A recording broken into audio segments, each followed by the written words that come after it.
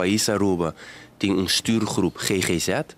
Essa aqui na fim de 2021, para estar exato, nossa firma convênio dos governo de Aruba com tour stakeholders que tem rol para o que trata de cuidado de saúde mental. Então, isso para me dar algum exemplo, tem respaldo, tem Stichting Junto, tem huisartsenvereniging die Aruba, tem Directie Sociale Zaken, tem AZV, tour a firma convênio, para de forma nos portar muito mais estrutura para o que trata de cuidado de saúde mental.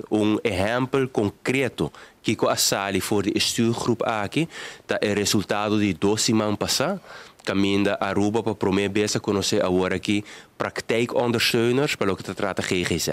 Para sobre o manejo holístico que o país Aruba conhecer para o que trata é parte de GGZ, saúde mental, está encerrar com nós tratar de diferentes building blocks, e building blocks são aqui aguardo señalar, aguardo identificar com a ajuda de pau e full effect na Aruba, nós estamos, por exemplo, de aspecto de legislação, de financiamento, de opleidingen. Então, é resultado de 2 semanas passadas, resultado concreto de building block de opleidingen. E de forma é nossa tra.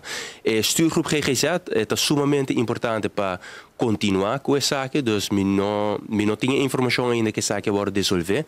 Por certo, sim, me por informar babu que quase luna passada acaba, me manda uma pergunta para o ministro Waidras, riba é parte de saúde mental, sobre honestamente nós não escuta assim não mais de temática e me lamentar sei sobre é importante para a saúde mental queda riba é agenda nacional do país Aruba sobre não somente através de tratamento, pero também através de queda papia de tópico, bota percurar para essa aqui indireto, bota criar conscientização, se que hopi gente e de forma também não te informar.